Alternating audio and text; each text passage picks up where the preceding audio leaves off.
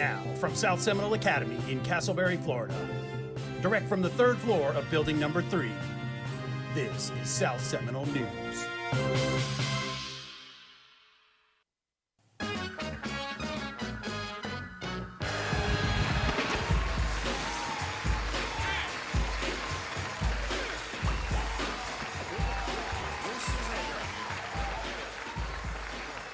Hello, friends. Your friends to your weekly edition of the Dean's Den. I'm Dean Fernandez here along with Miss Pearson. And we're here just to give you guys an update on everything that's going on this week. Give some shout outs to some people that are well deserved. I just want to start out by saying congratulations to the cross country team. Great meet this past Wednesday at Indian Trails Middle School. A big shout out to Coach Payne and Coach Jackson.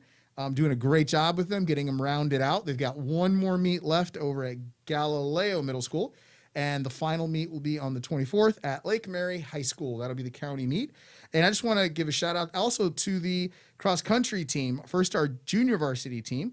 We've got Jaden Selwicki, Dulcie Reyes, Oliver Witherall, Jacob Tolle, Javon Funye, Noah Foster, Brody Dawson, Lucas Quoto, Lucas Bodine, and Shadrick Hartner. And then our varsity, Emily Perez, Nicholas Raymond, Colby Murphy, and last but not least, Mason Forbes. So just a shout out to all our cross-country JV varsity boys and girls and our coaches. Continue that winning tradition. Let's go to Galileo, get that tune-up race in, get ready for the county meet. Now, having said that, Ms. Pearson, I think you have an announcement you need to make. I want to shout out our Teacher of the Year and Employee of the Year that were actually announced last week. So our Teacher of the Year this year is Mr. Anderson. Congratulations, Mr. Anderson. And our Employee of the Year is Mr. Munch. Woohoo! So congratulations to both of you. Thanks for all that you do for our community here at South Seminole Academy. You are both so well deserving, and we just want to say congratulations from the Dean's Den. That is a great job.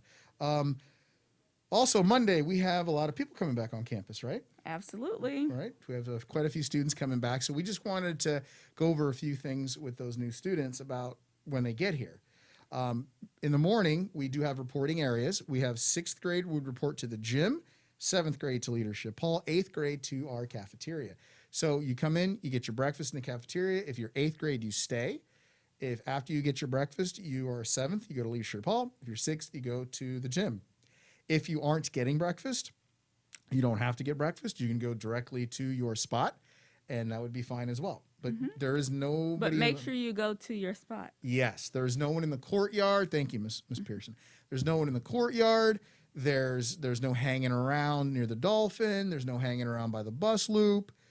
No hanging around by the car ramp. You need to get into those 3 areas so we don't have students walking around campus in the morning, and we don't have students congregating in big areas or big groups per CDC and SEPS policies. So having said that, I know you wanted to cover some other things. Yeah, just if you're coming back, just remember that our uniform policy is the same from last year. So I know you've been at home. You haven't had to wear the uniform at home, but when you come back to campus, red, black, or white polo on Monday through Thursdays, black or khaki bottoms on Monday through Thursday. And then, of course, Friday is our T-shirt and jeans day. However, if you don't wear a spirit tee or a solid colored red, black, or white T-shirt, you have to be in the uniform. Right. So and it's not wear whatever you want day. And the mask also changed, correct? And the mask. So you have to wear a mask at all times unless you are seated and eating. And then there are different guidelines for PE, but your PE teachers will let you know that.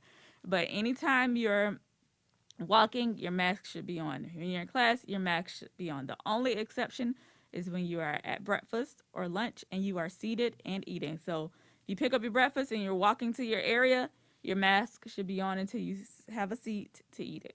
Yep. And at the end of the day, so we've covered the morning, we've covered during the day. At the end of the day at dismissal, we're dismissing by floors and by areas, also for social distancing. So we'll dismiss our first floor, band, chorus, dance, PE portables, then our second floor of building 3, third floor of building 3. Students, this is very important. If you're dismissed in your area, you need to be dismissed. That means you need to make your way to whatever area you go home. ride a bike, walk home, car riders, or bus.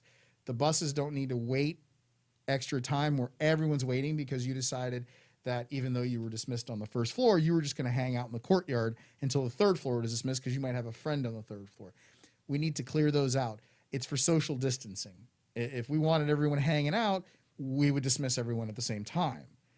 That's not what we're doing. So do not wait around until the very end or go to where you need to go. That's the only advice I can give you. If you have a mask on campus and it breaks, what should I do, Ms. Pearson? See an adult, we'll be able to point you in the right direction to get a mask. Right. So we have extra masks on campus.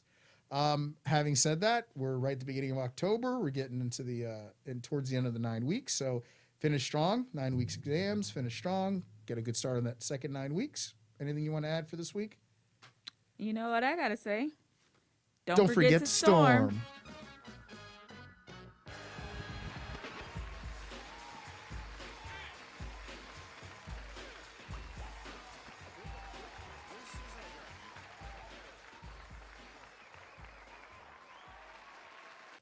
Hello, everyone, and welcome to the Friday Show. I'm Bailey. Today, I'm going to talk about softball. First, I'm going to start off by saying this is my 4th season of playing. My mom is a coach. I play pitcher, third base, and outfield. I have had 3 games so far. We have won all of them. And the thing I like about this season is our name is actually the Hurricanes. The other season, we were the Warriors. I am number 26. Our softball colors are baby blue and black. I think that's it of that. But also my other seasons, my first ever season, which was they asked me to pitch. And I just went in there not knowing how to pitch. And now I'm actually the star pitcher of my whole team. I think that's it now. We'll see you next Friday. Bye. Hello, everybody. Welcome to the Friday afternoon show. My name is Mr. Miles. I'm joined by Briley, and today's teacher spotlight is Mr. Alt, who's joining us from the first floor in room 20. You may see Mr. Alt also around on the basketball court, and he is one of our emerging leaders teachers, and you also work with the Hero program as well. And there's also Dynasty Hoops, your own personal company that maybe you could tell us a little bit about in a while. Today, once again, like we did last week with Dr. Griffin, we're going to have our students from Seminole Connect to each ask a question. Plus, Briley's going to throw in a question. Now, we don't know any of the questions ahead of time, so we don't know what they're going to say. Okay. But thanks for joining us today, Mr. Alt. You're welcome. Welcome to Thank you for having me. Welcome to the Friday afternoon show. We're going to start off with one of our Seminole Connect students. We have Riley, who is at home right now. Riley, do you have a question for Mr. Alt? Yes, hello. My question was, who or what inspired you to become the basketball coach for SSA? Oh, okay. Well, growing up, I love sports. My oldest brother, I would say, I came from another country. I came from Guyana, and the main sports there is cricket. So at the age of 5, I started watching that with him. So that kind of like inspired me to just love all sports. You know, I also coach football as well. In high school, I actually played handball. I don't think you guys know what that is, but yeah, not as popular here. Yeah, that's from New York. So I would say my oldest brother inspired me to coach and also to get into the financial business as well. Very good. I didn't know that about playing cricket. And now we're going to show you some video of a young Mr. Alt playing cricket. Oh, wait, I've been told we don't have that video. I'm sorry, I've been told we don't have that video. Actually, I was a good cricket player back in the day. Really? Yes, interesting. Our next Seminole Connect question comes from Jenna. Jenna, do you have a question for us? What inspired you to create your own company? Oh, okay. She might be talking about Dynasty Hoops Club, which has been going on for a couple of years now. Well, yeah, I actually coached my oldest son, who's 33 years old. I started coaching him when he was about 5 years old, coaching basketball. And throughout the years, I continued coaching, and then we went ahead and built a company. So as far as me running the company, it was my goal to open that company and have him run it. So today, he is the CEO of that company. And he runs the company, and I do a lot of work for the company as well. So you started off the company, and then was there a transition of power and a handshake, and then suddenly he was in charge of the company? Yes, it was. Actually, when he graduated from college, he graduated a sports management degree. And I know with that degree, it's tough to find a job. So I figure, you know what, the best thing to do is bring him into the teaching business as well. He also coaches football and basketball. And it was a great opportunity for me to do something for my son. Very And I good. love working with him and for him. Family business. That's very good to hear. Our next question comes from Haley, Seminole Connect. Haley, do you have a question for Mr. Alt? Yes. How long have you taught basketball for? Oh, okay. Since 1995. So it's over. Oh my. You just hit your It- 25th year then? Yes, 25 years. 25 years. What was that first year like?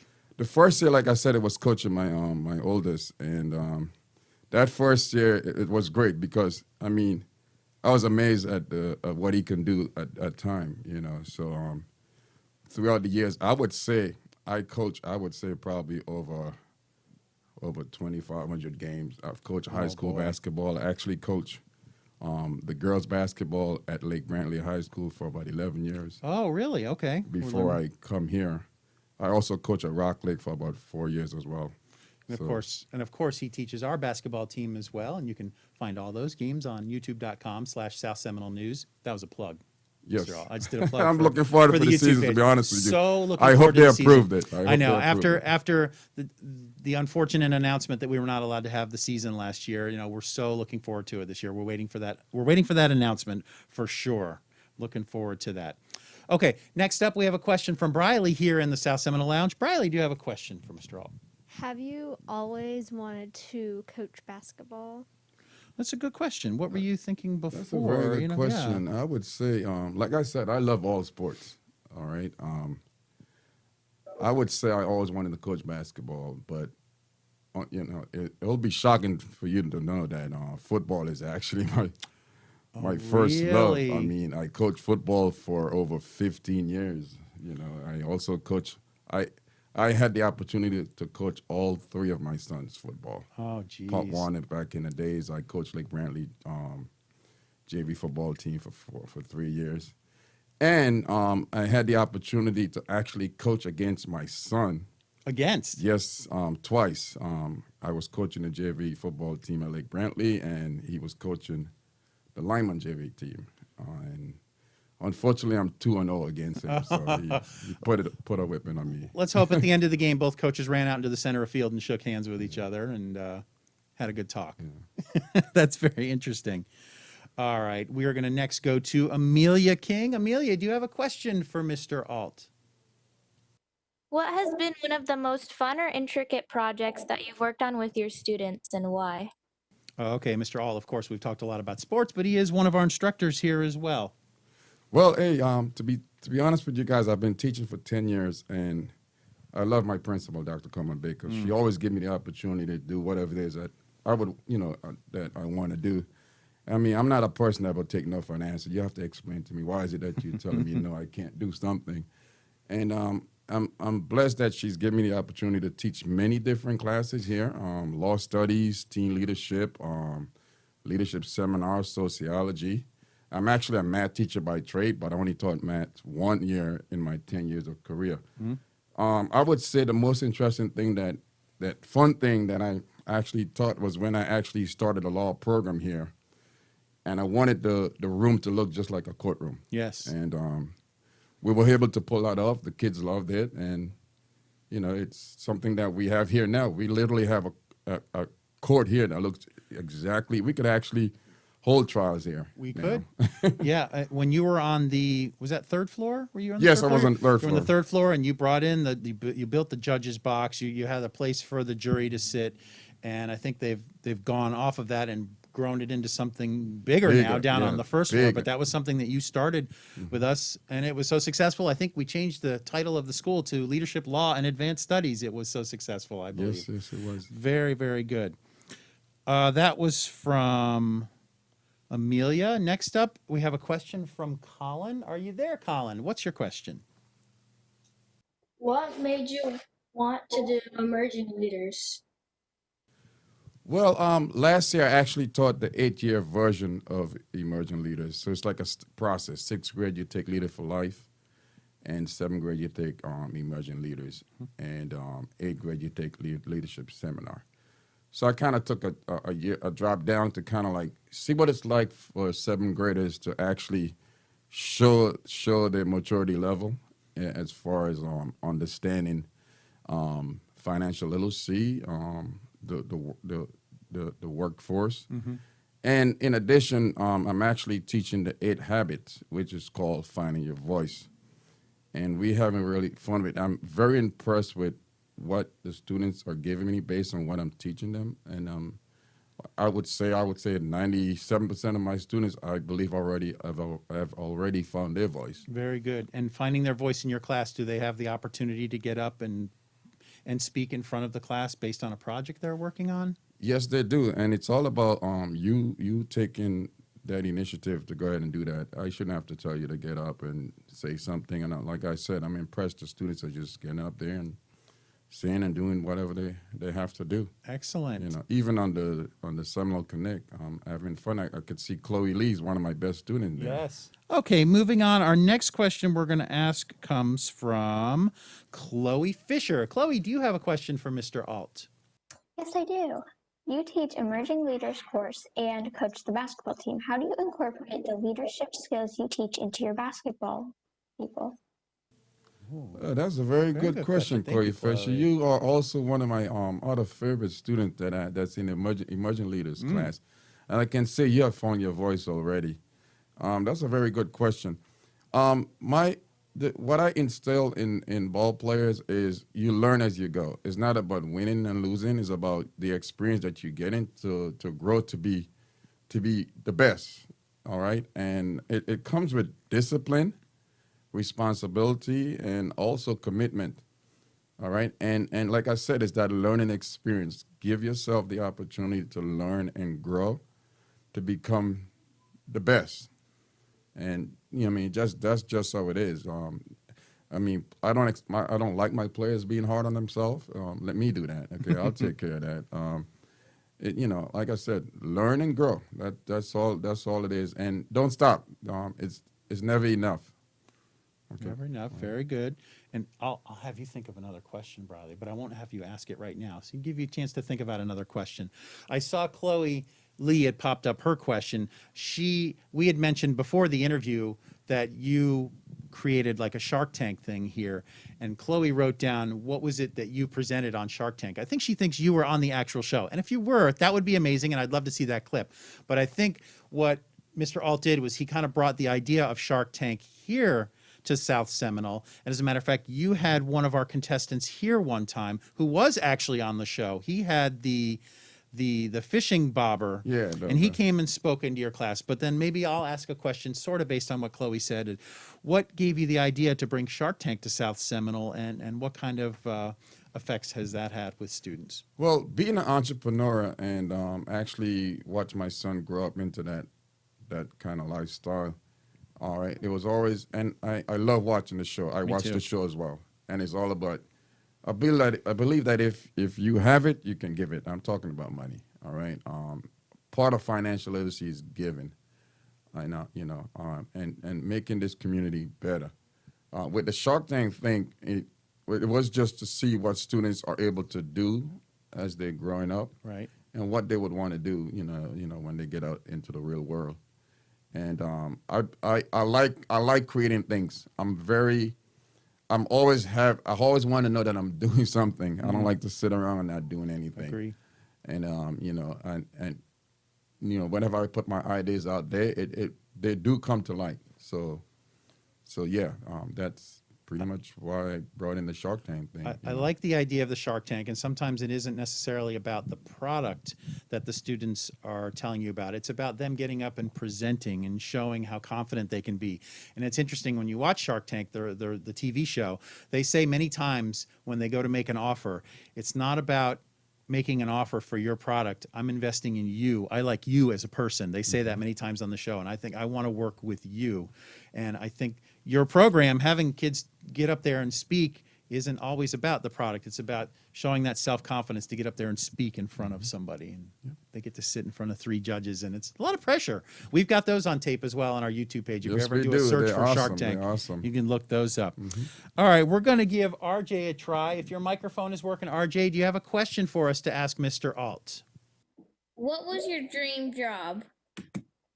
Ooh, what was your Oh, my dream goodness. job? Let's say, like, what was your dream job when you were in school? What were you thinking about as your dream job? I actually wanted to be a lawyer, believe it or not.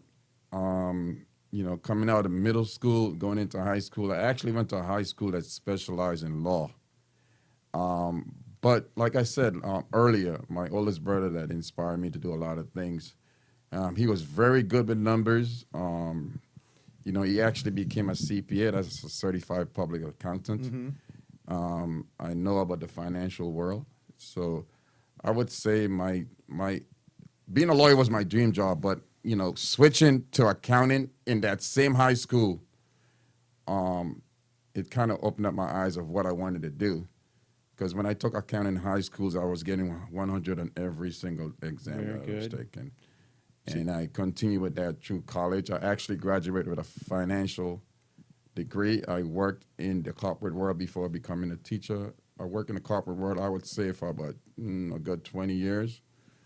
And I even had the opportunity to be a manager within a financial department of a company. Oh, very good. So while you were in high school, possibly even middle school, you had different programs to choose from, and you even switched from one to the other. That was one of the things Dr. Griffin said to us when he was here. While you're in middle school, while you're in high school, take advantage of all these programs that are available to you, because he said before you know it, you'll be graduating and you'll be done with high school. When there's so many programs here available to you, like Mr. Alt's programs, like now Mr. Robertson's law class, like JROTC, like the TV program. TV program's pretty good. Right? Yes, it is. Take advantage of these programs while they're available to you, because they're wonderful programs, and that's exactly what Dr. Griffin said to us when he was here last week. All right, do you want to ask your question? Okay, Briley's got another question for us. Did you, like, when you were actually teaching, what did you teach? Okay, because he teaches now with us, but maybe you could go through I said emerging leaders also, but can you run through the list of the classes that you do teach right now? All right, so let me just give you a brief history of my teaching career. Good. My very first year, I actually taught U.S. history in high school? Middle school at Rock Lake Middle School. Oh, okay. I taught U.S. history and 6th grade math. When I came over here 10 years ago, I actually was the behavioral interventionist. So in other words, I worked with students that kind of struggle as far as academic and behavioral. And I did that for 6 years. And Mr. Motley's actually doing that job now. Yeah. So I taught him that job. So, and then I moved back into the classroom. All right. I started off teaching teen leadership. Okay. I became certified to do that. And then I taught the law study, sociology. And I also did a lot of summer, I would say I did about 4 summer programs here where we actually brought in students, and the summer program ran for like a week or 2 weeks, and we actually toured various colleges, businesses. We did a lot of different things throughout the summer. How did you have time for basketball? Well, that's a good thing. How do I have time for basketball? Well, when I leave here, it's basketball. Yeah, as soon as you're out the door at school, yeah. We actually have a big tournament this weekend at the big house in Tavares. You know, we have about 62 teams coming to play. This is with Dynasty? This is with Dynasty. And I actually do the schedule for those games. Oh, okay. You kind of you're organized and put that all together. Yes, I do. I see. You know, so. Well, I have one last question. This is from Grace. Are you there, Grace? Do you have a question for Mr. Alt? Who or what inspired you to become the coach of the SSA basketball team? Yeah, there must have become a point where you came to school here, and when was it when you said to the principal or whoever, like, I would like to be your basketball coach? Who was it? Well, let me give you guys a history of middle school basketball here in Seminole County. Good. I actually coached Rock Lake from 2000 to 2004. My son went there at the time. And unfortunately, you know, they stopped basketball because of an issue with girls playing back in, I would say, 2005-ish. And there was no basketball in middle school until Really? well, yeah, Laura Robinson brought it back. And when they brought it back, that was my opportunity to go to Dr. Coleman and say, Dr. Coleman, hey, I have a world of experience. I got this. All right, let's go ahead and do it. And like I said, she gave me the opportunity to go ahead and do that, and I love it. I love it. I mean, I actually retired from teaching 2 years ago, You did. and that following year I came back, and thanking Dr. Coleman again, she allowed me to continue to be the coach, and I've what gratifies me and what the satisfaction I get from doing that is seeing how the kids grow throughout the years. Like I said, it's not about winning and losing; it's about the process. You learn as you go, so that when that time comes for real competition, you should have all the experience in the world to rise up on top, to be on top. Get a lot of experience here Yes. at South Seminole Academy. That is for sure. It and is a also, process, Your yes. your son is also one of the coaches as well here for basketball. Yes, my son again. He's been around me. Well, he is my son, but we've been coaching basketball, football for many years. He actually started coaching here with me as well, and he's still coaching here with me. And I would go out on the limb and say, you know what? For some reason, I think he's a better basketball coach than I am. Oh, But interesting. I wonder if he's learned a lot. And how does that work when we have games here? We play the JV games first, take a little break, and then the varsity plays. Do you guys kind of switch seats, and then suddenly he becomes the coach? He's the coach of the JV team, and then he kind of is your assistant for the varsity team. How do you feel about sitting back during those JV games and letting him coach? It's gratifying. The reason why is, like I said, I think he's a better coach than I am. I just love the way he actually managed the games. Like I said, I'm actually learning from him. And to see him coaching the JV squad, he actually coached them to a 5-0 season, and they're playing in the championship. But unfortunately, they had lost that game. And last year, that was the kids that was coming up to play, but then COVID came. Your eighth graders, I know. I've said that before. I feel so bad for those 6th and 7th graders who played JV those first 2 years, and then they were about to be on the varsity team. Now, unfortunately, are at the high school level, probably starting at JV again for some of them. I know. I feel so bad for those students that didn't get to, girls and boys as well, that just did not get to play their season that we were really looking forward to. We always look forward to basketball season here. It's exciting. We record all the games here that are home games, and it's great to see the kids shine the way they do when they play on your teams. It's wonderful. And I just want to say, Mr. Miles, you do an awesome job with videotaping the games. And in addition, we have Mr. Cornier and Mr. Adamowitz. Yes, our play-by-play awesome announcers. Commentators. Doesn't that just add so much Yes. more to it? I mean, it's great to go out there and videotape it. Yes. But to have them announce it, it's like you perk up and like, oh, this is really happening. This is a real game we're watching. It's a real right now. game. Yeah. It's just like watching an NBA game, believe it or not. If you get an opportunity to watch any of those games, please do so. Absolutely. And you can find those on our YouTube page as well. Yes. Well, Mr. Alt, thank you for coming up and visiting with us. This is the Teacher Spotlight, Mr. Alt. We always like to ask a few questions. If you're ever looking for Mr. Alt, you can find him down on the first floor in room 20. He's in the Emerging Leaders classroom right now. He's also in charge of, we'll ask you this real quick before we say goodbye. Talk about the HERO program. This is something that you work a great deal with. Well, the HERO program actually, it's two programs we actually have. We have the HERO program and the PBS Financial. As you can see, we do have a bank downstairs. Yes. We haven't had the opportunity to actually, This year, of course, get it running and going. COVID kind of put a stop to that a little bit. Like I said, I came from the financial world. I would love to see that HERO system working with the PBS Financial system in unison. My leadership, my emerging leaders students actually are responsible for the processing of the HERO points where we transfer it into the PBS Right. Financial, and now you would have that spending power to buy things. I mean, in my classroom, I have a store in my classroom. I call it now Stone Point Bodega, and students are able to actually take their points and turn them into not real dollar, but turn them into stone bucks, and then they're able to buy items in my classroom. Oh, that's But I would love to see that entire process just work from the beginning to the end. It would be awesome. Once we can get a full school year here with Yes. all students here and we can return to normal next year, I'm sure that that program will be going strong again. Yes, definitely. So for anybody that's watching this and they have any interest in Dynasty Hoops, where could they find you online? Our website is www.dynastytournaments.com. All right, Dynastytournaments.com. and we have social media is so big. My son is so big with social media, Good. Instagram, Facebook, Twitter. You know, you'll find us there as well. All right, you'll see everything that we do, and I actually have kids from here that actually plays in my program Oh, excellent. right now, and they will be playing this weekend at the big house. So if you're interested, you go to his website and check it out in case you're interested in joining his Dynasty Hoops League. And thank you for joining us for our interview here today. You're at the South Seminole Lounge. This is the Friday afternoon show, and we will see you again next week with another Teacher Spotlight. Thank you very much. And to you, those students at home, thank you very much for asking questions. Briley, thank you very much for asking Students, questions. thank you very much for having me. And my advice to you guys is just be strong and be positive. We'll get through this, and let's look forward for an awesome year next year. Very good. Thank you. Thanks for watching, everybody. Bye-bye. All right, what's up, guys? I'm Richie.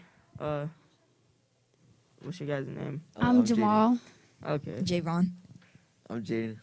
All right, and we're gonna be talking a little bit about Madden 21 and NBA 2K21, just some of the changes and what the game's about. So, Jaden, you played Madden 21, right? Yes. All right. So, what's your favorite favorite team to use? Seattle. Seattle.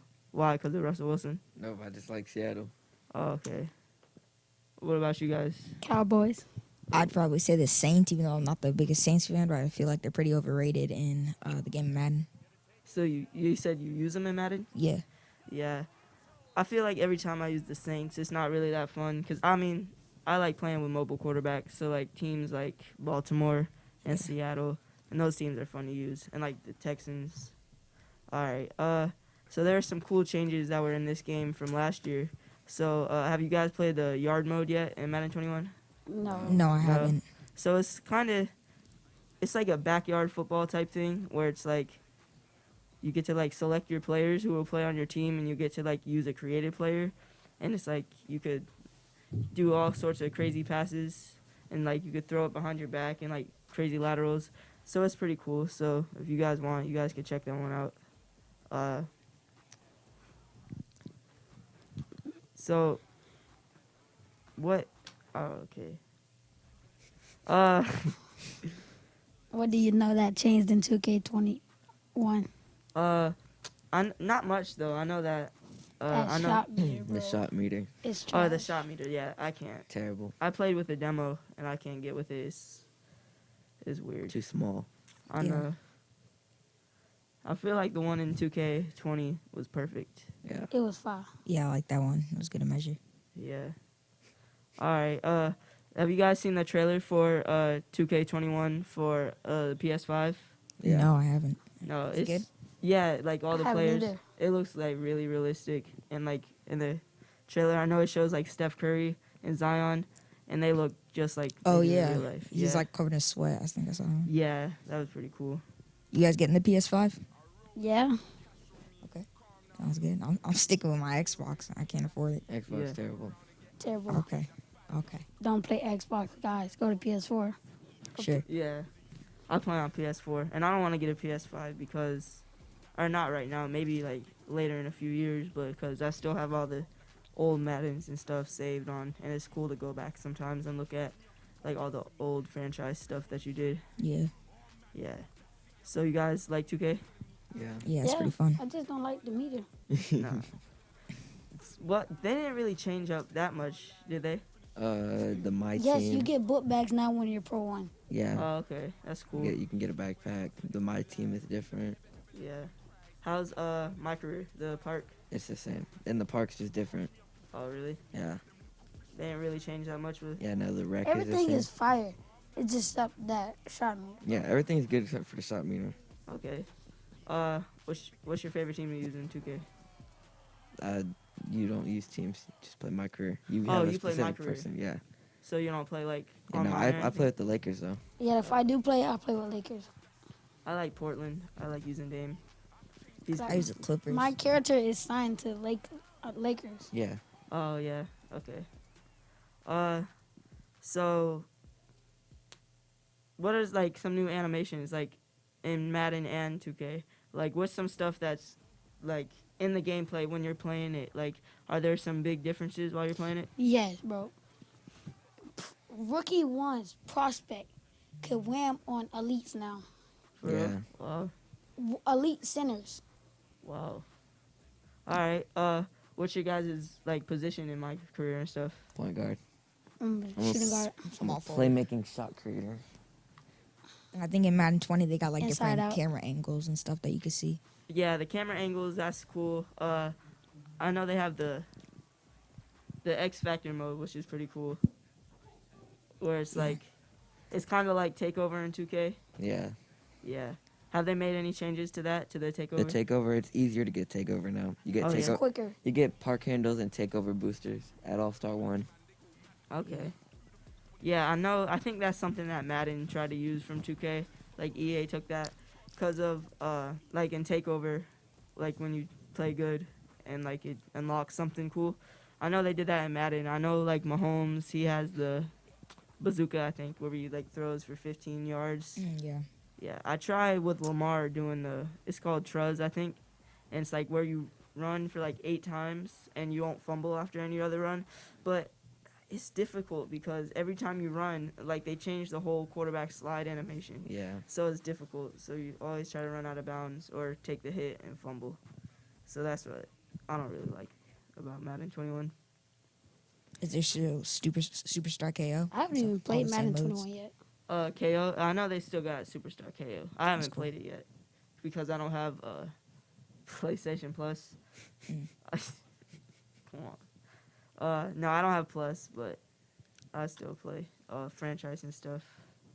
That's cool. Yeah. 2K21 still has the terrible shot meter. Yeah, that sucks. I feel like LeBron should be a 99. You think so? LeBron should be a 99 in 2K? No. No? No. He was at first. I know. On the All-Stars. I mean, not All-Stars. My team. On I forgot what it's called. It's all something when you playing Blacktop. He's 99. Oh yeah. Well, The old one is 99. Yeah, I know they do that with some of the old players, which is pretty cool. So they still got Blacktop in 21? Yeah. Yeah. Yeah, that's cool. It's kind of better. It is. Yeah. It's a lot Players smoother. and stuff. Yeah, that was something I wanted to see. So I think 2K20, when I started playing it, it was a little rough. It was some stuff to get used to. The passing, was kind of out of control. Is that the same with 21, or did they fix that? No, they fixed that. It's a lot fixed. All right. So I think that's all. Do you guys have anything else you guys want to say? No. No? All right. Well, thank you, everybody, for watching, and we'll see you later. Hey everybody, welcome to the Friday Show. My name is Mr. Miles, and today we are discussing Halloween costumes. We're just a few weeks away. We're not quite sure how Halloween is going to work this year. We're not sure if people are just going to open their front door and throw candy at you from the street. But one thing we always like to talk about are costumes. So I thought right now we would have a little discussion on what everybody's top 3 costumes are, whether it be your top 3 costumes of all time, or the top 3 costumes you think might be popular this year, or the top 3 costumes that you've always wanted to wear, whatever you want to do. I was going to start a discussion. I'm going through the boxes that I see up on my screen right here now. What if the boxes are any different over there? They are a little different. The first box up there I see is Colin. Colin, why don't you give us your top 3 costumes? I think my top 3 are going to be, it's a boy being carried by an alien, and then the 2 more are going to be Trump and Biden. Trump and Biden, it will be very popular this year, yeah. The Trump costume with the wig and the Biden, absolutely. I don't know, both of them actually are always wearing suit and ties. I don't know, does anybody feel like wearing a suit and tie for Halloween this year? If the temperature keeps dropping, that's quite possible. We might do that. Thank you, Colin, for your choices. Haley, I see you next over there on the box. What are your 3 choices, Haley? Well, I thought that some that would be really popular would probably be like Stranger Things, like about the show, and then superhero, of course, because people always do that, and then clowns, probably. Clowns are always very popular. Stephen King's It clown is super popular still. I see them every year coming to the door. So I agree with you that clowns are still going to be very, very popular. Next up, we have Amelia. Amelia, what do you have for us for your top three? Okay, well, I was thinking a lot, and well, my top three would probably be at number three, Wonder Woman. I did Wonder Woman in the past, it was pretty fun. Number two would probably be Nyiro Kidul, which is an Indonesian mythical character. She's like the queen of the seas, and the costume my mom bought for me for her was like really fancy. I'm sorry. Number one. This was a hard decision, but I've really been wanting to try a Wei Wuxian cosplay from The Untamed or Modao Zushi. But I was also thinking that maybe like the top three in the anime community would probably be Dogon Ronpa cosplayers, Haikyuu cosplayers, and My Hero Academia cosplayers, definitely, because those are super popular right now. When you choose your costume, Amelia, is it something you like to make on your own? Or is it based on a character and you have to go out and kind of specifically buy those things? Well, sometimes we specifically buy things. The other year, I wore a Niroki dual costume, which my mom bought for me, and this year we're not gonna go out because of COVID and everything. That's true. But But yeah. like I said, just maybe just open your front door and people just throw candy in your door for you. Yes, please. Here. Because yeah, we're not exactly sure. Oh, I'm so sorry. Yes, go right ahead. Ryan, I see you up there next on my camera. Do you have a selection for us you'd like us to discuss? So I feel like the most popular like costume will be work during trick or treats, like cartoons for kids, like Paw Patrol and stuff. And the other thing is still very hot. Yes. And I think another thing will be like popular is like superheroes, like Superman and stuff. Because last year I saw a lot of those during like near my doors. Yeah, because the DC movies were out in theaters, Superman was still a very popular costume. Yes, I think it'll always be. Superman will always be a popular costume. I agree with you. Thank you. I do agree with that. Next up, we have Michaela. Michaela, who's somebody we haven't seen on the news yet this year. We're glad to see you back. Welcome back to South Seminole News, Michaela. Do you have a list for us to talk about? I do. For my first costume, or like my number one, would have to be sort of like a hippie with like tie-dye, sort of. That's what I'm gonna be with a few of my friends. And that could be a fun homemade costume also you can make on your own. Yeah. Good. Another thing was sort of like a frat boy with like the party cup and like the button-up shirt. Okay, I like that as well. Good choice. And my third choice would have to be Purge. You know, it's like the mask and the bat. Oh, the Purge. Oh, yikes. Wow, she went very sweet and nice there, and then she just went real dark on that last one, did she? She went real dark. And then I like this, and then Purge. I'm like, oh, okay. Yes, excellent choice. People running around the streets with the Purge, stealing your candy. Yikes. No, that's good. That's a very good choice. Still a popular movie series, so I agree with you. Yes, thank you. Next up, we have Teague. Teague, do you have a list for us? Okay, so I think the most popular costumes this year, based off of like the most popular game right now, would be like this thing in a game called Among Us. And then last week. You are 100% right. That is super popular right now. And then the others could be like just a banana costume, because I did that like last year or 2 years ago. And then for the last one, I just have a feeling it would be like emergency services, like police, firemen, firefighters. Services, very good thought. Thank you very much. Good choices. And now we have Chloe. Chloe's available to us on audio only. That's quite all right. Chloe, do you have a list for us? I think some popular costumes would be anything from Toy Story 4, Yeah. Black Panther, Oh. and the giant inflatable dinosaur costume. You know what? You brought up the Black Panther. That's a great one. I hadn't thought about that since sadly the passing of Chadwick Boseman from Black Panther. I bet those costumes will be very, very popular again. Boy, that's something I hadn't even thought about for a costume, because I know it was popular when the movie came out, and I bet you're right. It's going to be popular again with kids and young teens as well. I bet that's very good. And Toy Story 4. Toy Story is always going to be popular. That's an excellent choice. I'm trying to think of a specific character from Toy Story 4 that wasn't in the rest of the movies. Who was the one who the motorcycle, the jumping, the not Evil Knievel, but he jumped the motorcycles and he wasn't in the other movies, but he was in that one. He had the mustache and the helmet. What's his name? No, not Forky, but Forky is a good choice. Thank you. Lola shouted out Forky. Forky would be a challenging costume to make, but I suppose he would have to be a handmade costume because Forky was handmade, if you recall the movie. Thank you, Chloe. Excellent choices on those. Now, of course, the big question is, will there be a Halloween? And if there is to be one, how can we do it safely? I mean, should we walk around in the malls and just have them hand out candy to us? Do we just go around our neighborhoods and they'll leave a bowl out for us? We haven't figured out yet how that's going to work out, but hopefully it will for us. Could someone open the door for me? Things are always happening here at South Seminole News. Someone's knocking on the door to come in and someone else to come out. We're very, very busy here. Lots going on.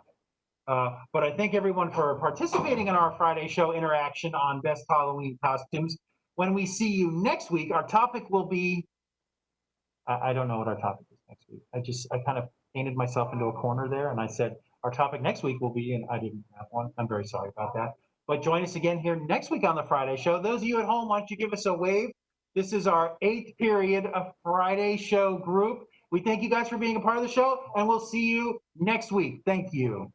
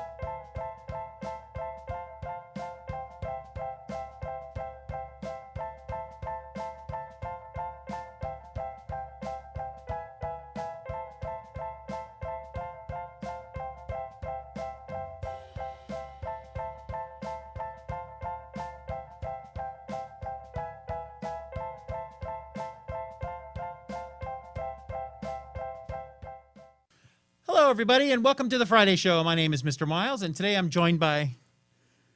Okay, so I got nobody with me here in the studio. However, at home, give us a wave, everybody at home. My first period class is here with us. They're going to be asking me some questions. They're starting a segment where they will be conducting interviews with teachers or staff or personnel that we can get to come upstairs here to the South Seminole Lounge. We thought we'd test it out with me today. Actually, we really tested it last week with Dr. Griffin. We had a very successful sit-down interview with him. You can find that on our YouTube page at youtube.com/South Seminole News, and it's at 2 different locations. It's on the most recent, the Friday afternoon show, which was an hour and 15-minute long show with many, many different things. Dr. Griffin's interview was on there. Amelia from first period debuted a music video. Chani from one of my other classes conducted a podcast audio interview, plus 2 episodes of the Dean's Den. We had a lot going on that past Friday, but you can see Dr. Griffin's interview there. Plus, you can also find it on YouTube all by itself in a segment called 40 Years, 10 Questions, and that's also on our YouTube page. But today, I was asking first period class to just, let me get comfortable. They're going to ask me 10 questions, not 10 questions. They're going to ask me questions. Each one of them gets a chance to ask a question. Don't know ahead of time what the questions are. And maybe when we get other teachers up here, we'll do the exact same thing. We don't know what they're going to ask. They're just going to start asking us questions. And I'm just going to go down my list and have everybody from first period ask a question for the Friday show. First up we have is Grace. Grace, do you have a question for me today? What made you want to leave Fox 35 and come to South Seminole News? Oh, okay. A question about Fox 35. I was at Fox 35 for 15 years. And during that last year that I was there, the whole year before, I heard from my daughter at the time, who's in high school now, Reese, that over the summer they had heard that their TV production teacher was moving away.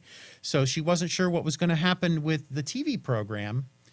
So I said, well, my work schedule works out in a way that I could come to school with you every morning before I go to Fox and help you record the news. And they didn't really have a lot of equipment. They had a camera and the green screen, and it kind of connected to the whole school, and they did the news that way. They didn't have very much technology then. So I would record the news with them, and then I would take that video with me to work, and I would kind of edit it together, and then we would put it up on YouTube, and then they would put it up on Facebook. And that's kind of how it started. So I came to school here every day for a full school year, and every day as I finished, I would go to work that day.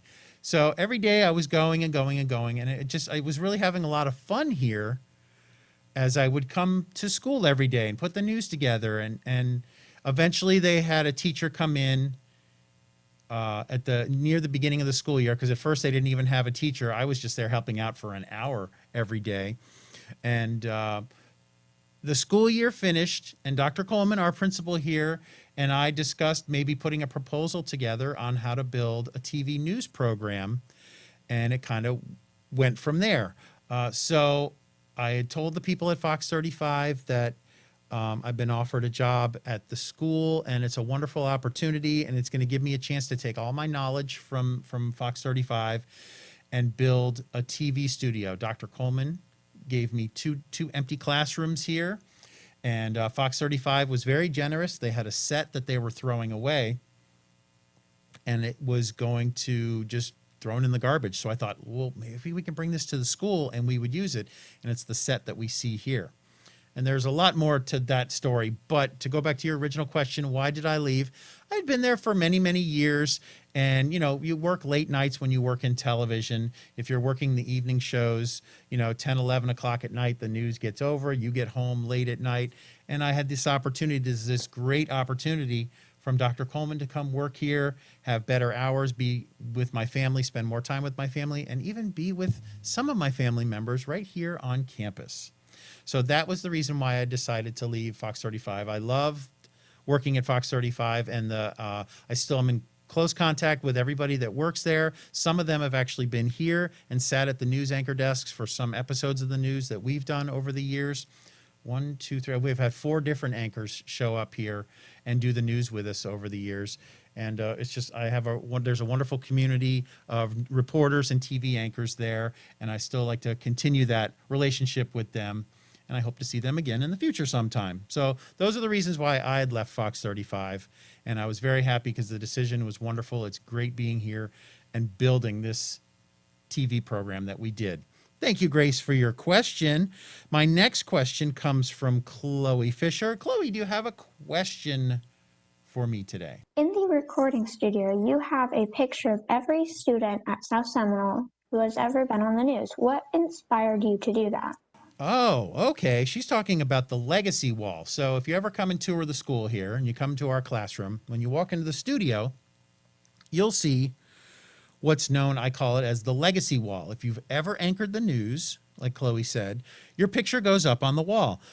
Not that long ago, when my youngest daughter, Riley, went to Washington, D.C., we went to the news museum called the Newseum.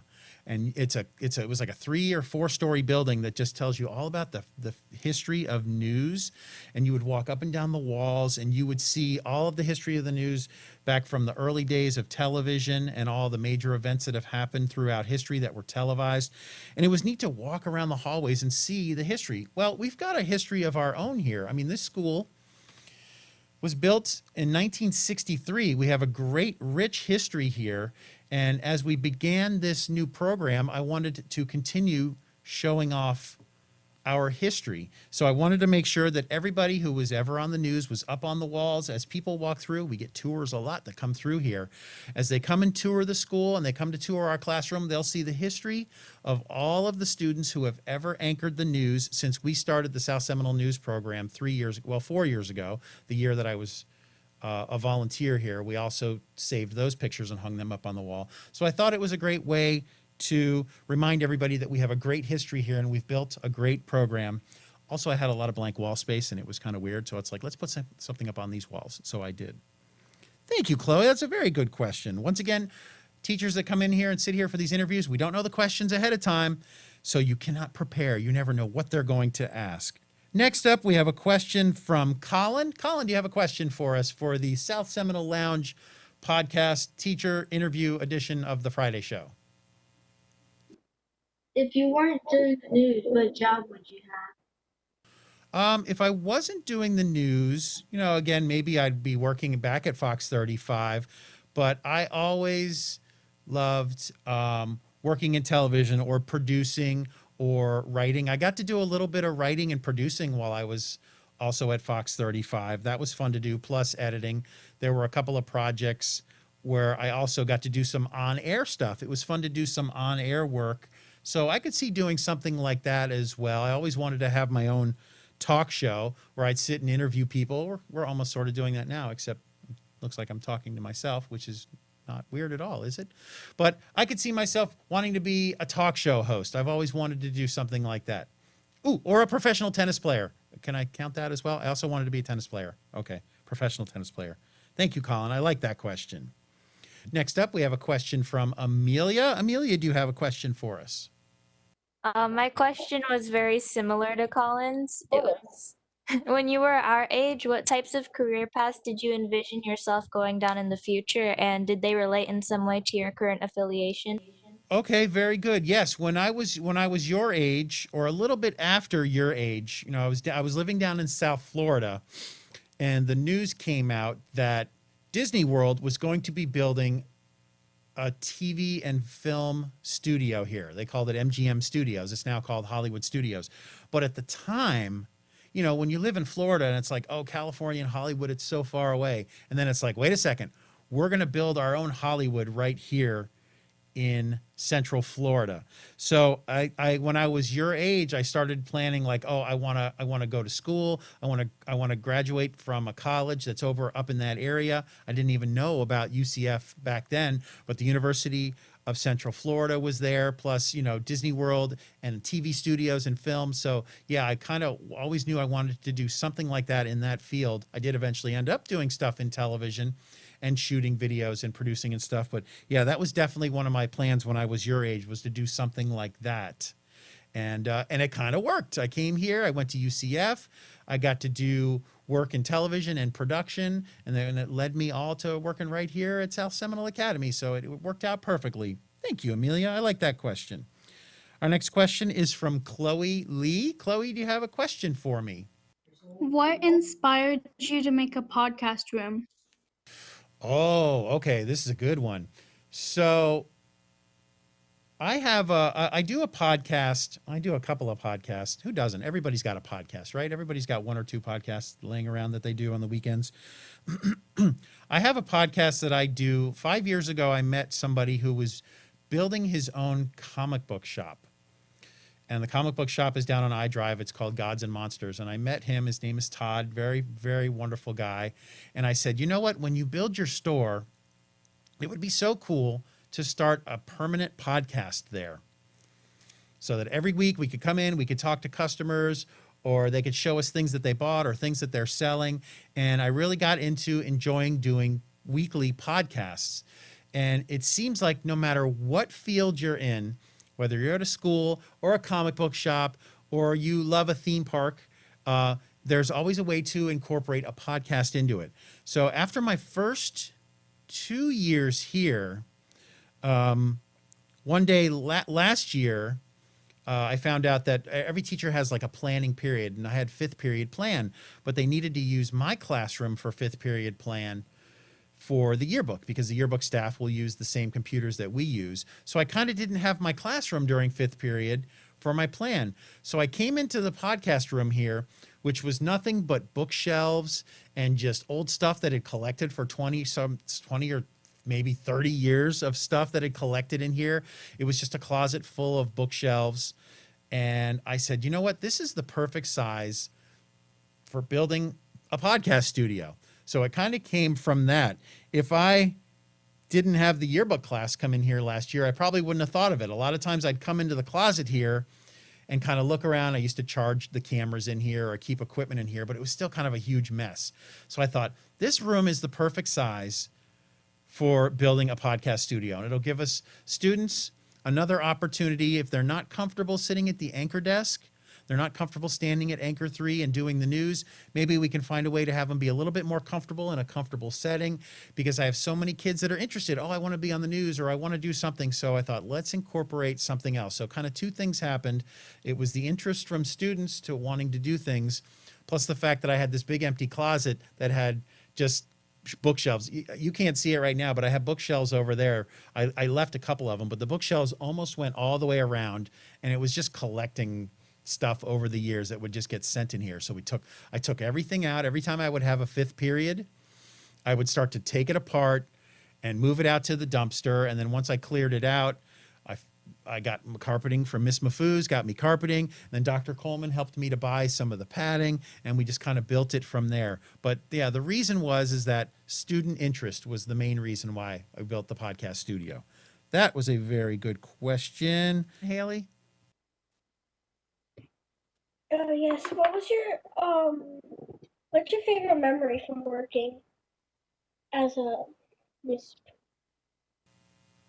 Oh, favorite memory from working in news at Fox 35?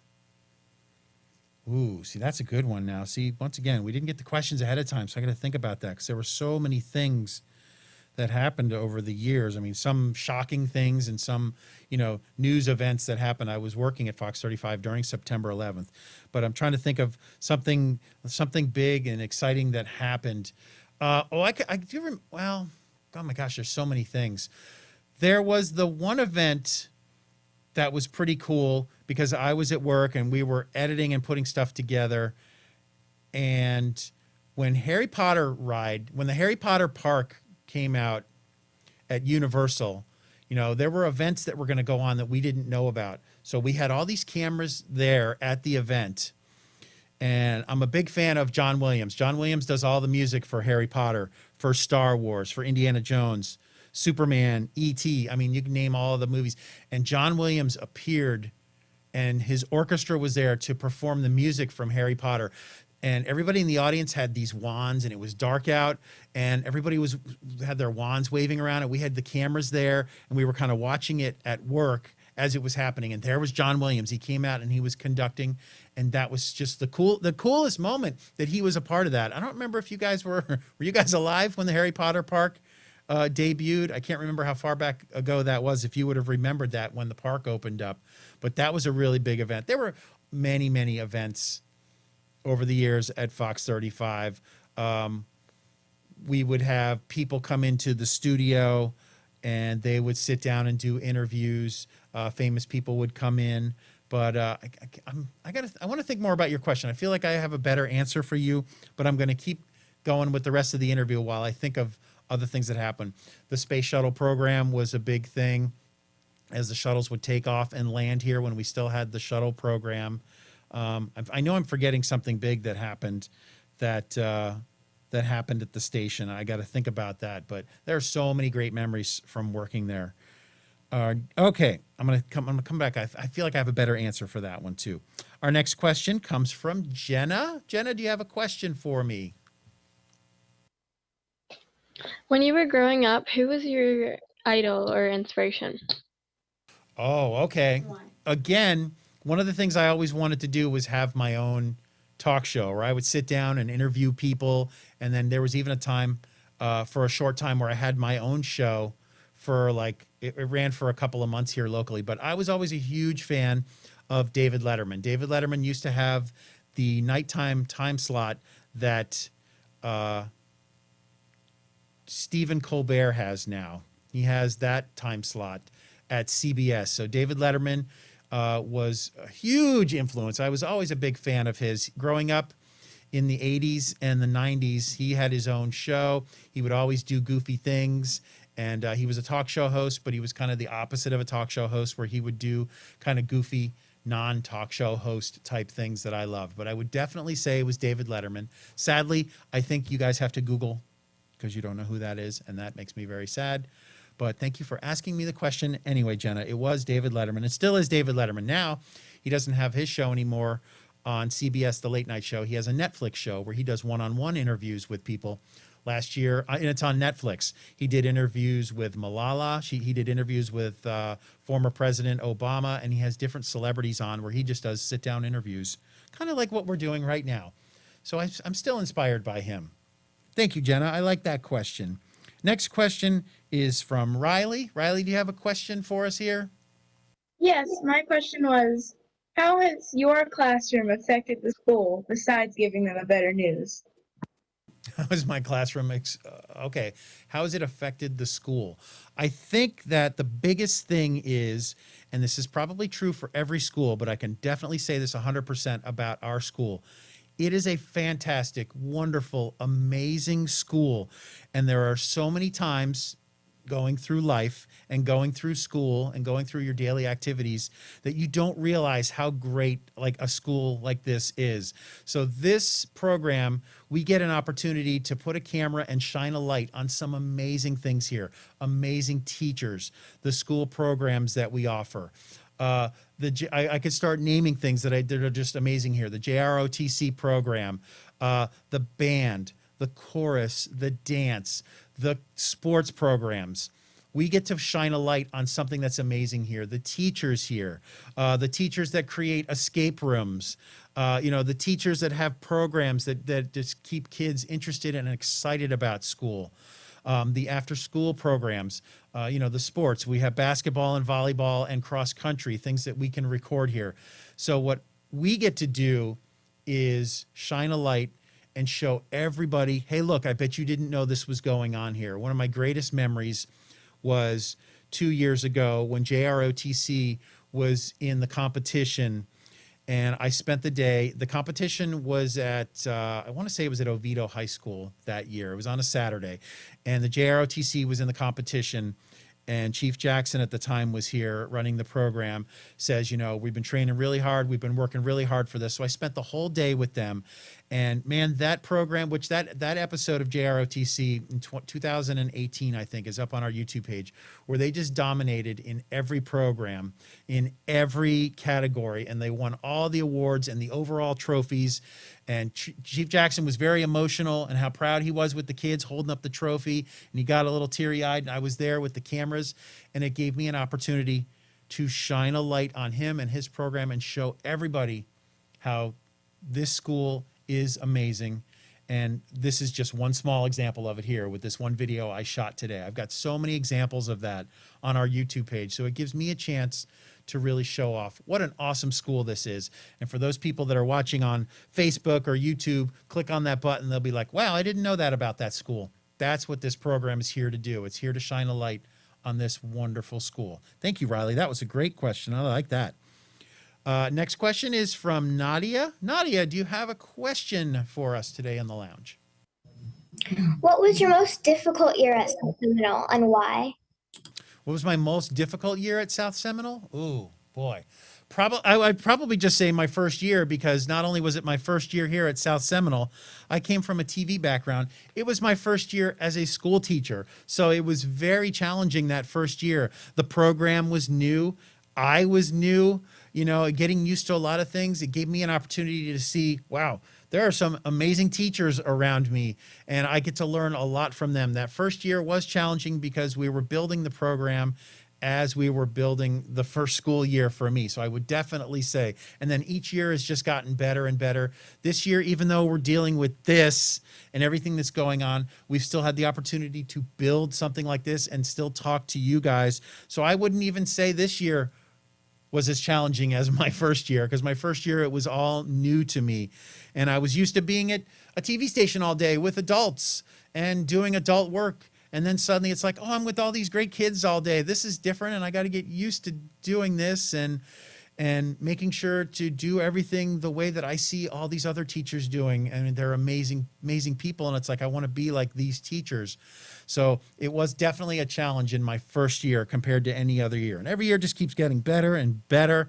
And thank you, Nadia. I like that question. Now we'll scroll on back to RJ. RJ, do you have a question for me here? Was any of your family members a veteran? If they were they in the Army, Coast Guard, Navy, or Air Force? Okay, very good. I have to go back a little ways.